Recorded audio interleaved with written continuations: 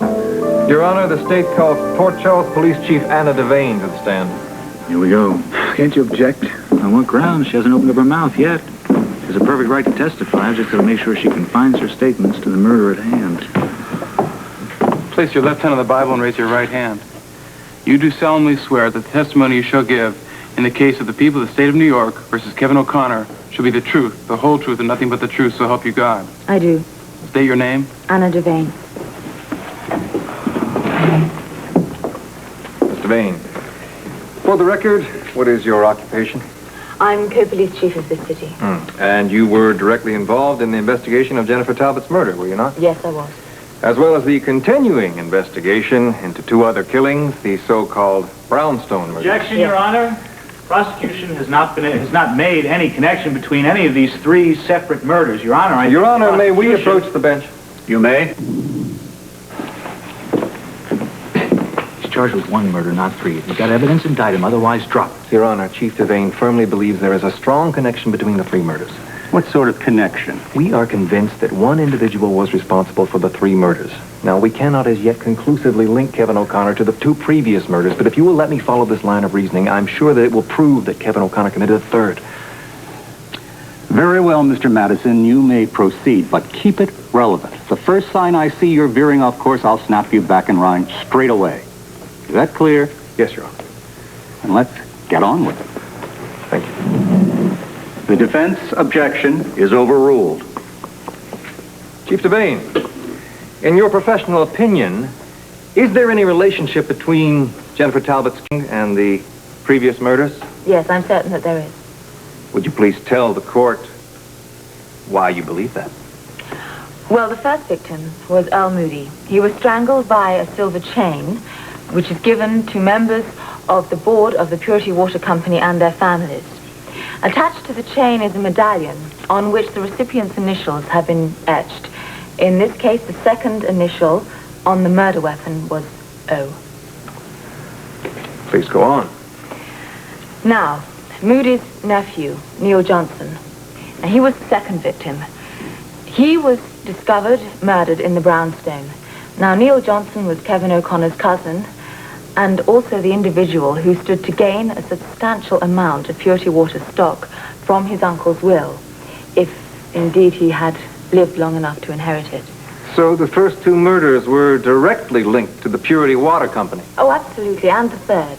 Jennifer Talbot was a prominent member of the Purity Board, and shortly before she was murdered, she had a special codicil added to her will, which left half of her shares of the Purity Water Company to Kevin O'Connor. Objection. Your Honor, the defendant had no way of knowing what was in Jennifer Talbot's will. Your Honor, the witness merely stated a fact. She made no comment regarding the defendant's prior knowledge of the victim's will. She implied as much. Overruled.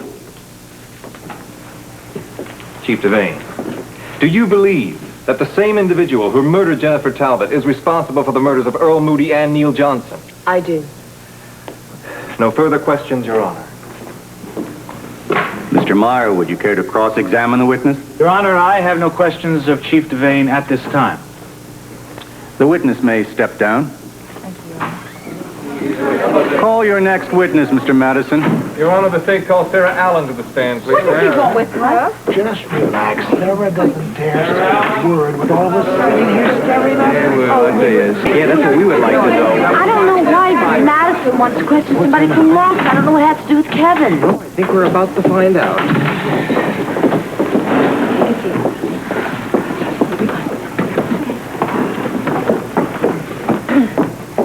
Place your left hand on the Bible and raise your right hand.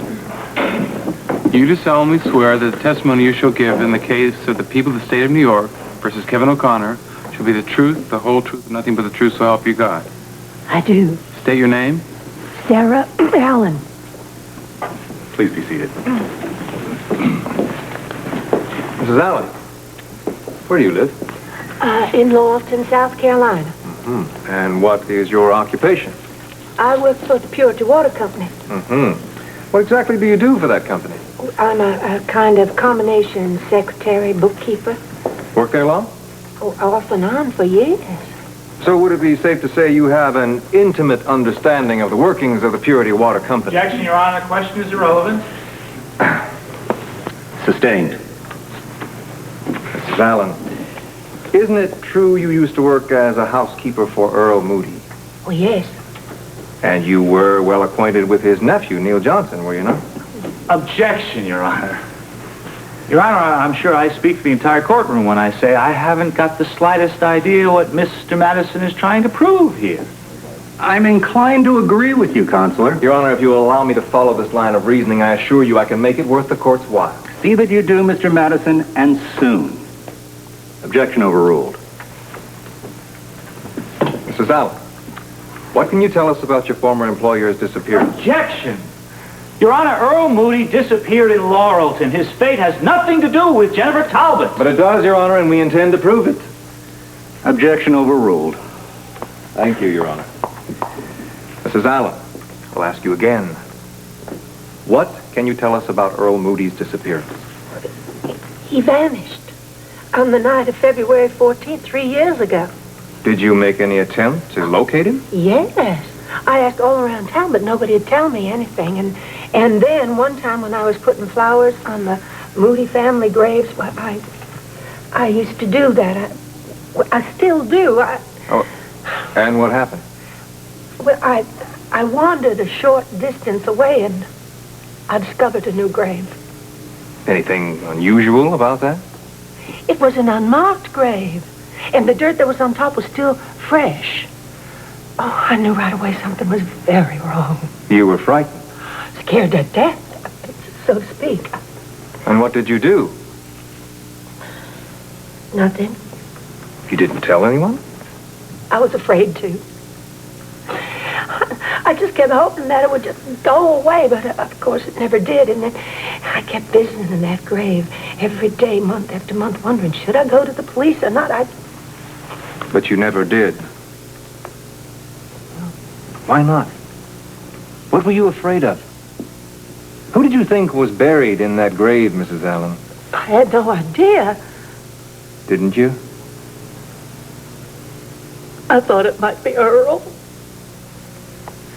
Go on. Well, finally, I couldn't stand it any longer. I had to tell someone, so the only person that I felt I could trust was Neil Johnson. He was Earl's nice young nephew. Objection, Your Honor. Your Honor, I have to object to this entire line of questioning. Mr. Madison continues to use this arena to try Kevin O'Connor on two murders that have nothing to do with anything else. Kevin O'Connor is on trial here for the murder of Jennifer Talbot. Kevin O'Connor is indeed on trial here for the murder of Jennifer Talbot, Your Honor, but the deaths of Earl Moody and Neil Johnson are far from irrelevant here. So we seem to have established, Mr. Madison. Objection overruled. Thank you, Your Honor. You may continue. Mrs. Allan, what did Neil Johnson say when he heard about your discovery? Oh, he was shocked. And at first he didn't believe me. And then, well, he sort of took me to task for keeping it to myself for over 3 years. And then what did Neil do?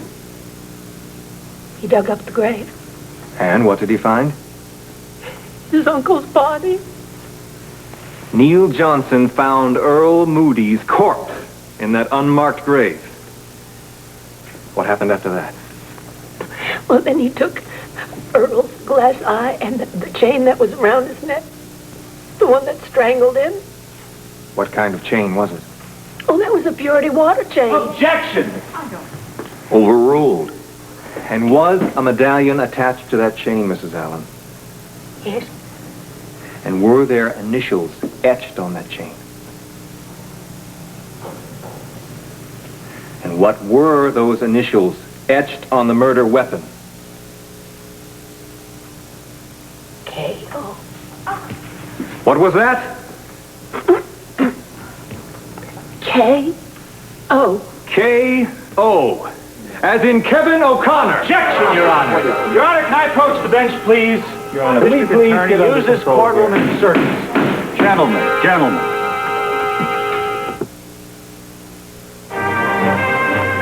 General Hospital will continue in a moment. Just believe me here. Take it easy. All right? All right? It's going to be all right. I know. I'm sorry. I'm so Take a deep breath. This court will recess for 2 hours. All right. Right. Yeah, I Let's think go she's take gonna a be walk. okay. We'll get some air. Yeah, it's just got hot in here, you know? Yeah. It's real hot in here. Look at it. And it just got hot, you know?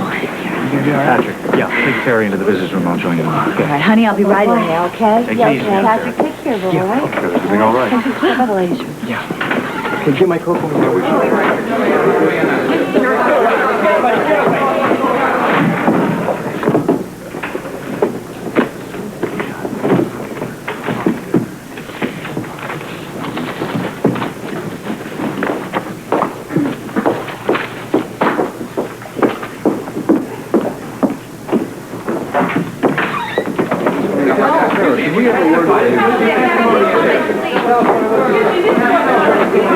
You must be awfully proud of yourself.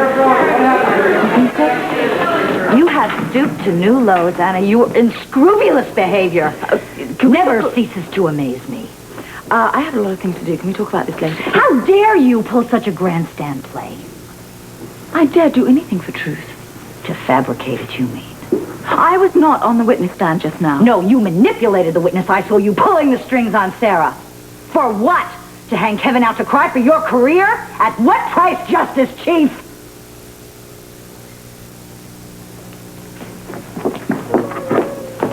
Bobbie. Lonely job.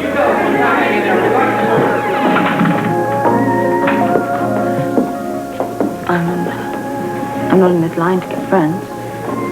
Yeah, well, that's a good thing. You're hardly a candidate for the popularity contest yourself. We do what we have to do. Yeah, and hate ourselves in the process.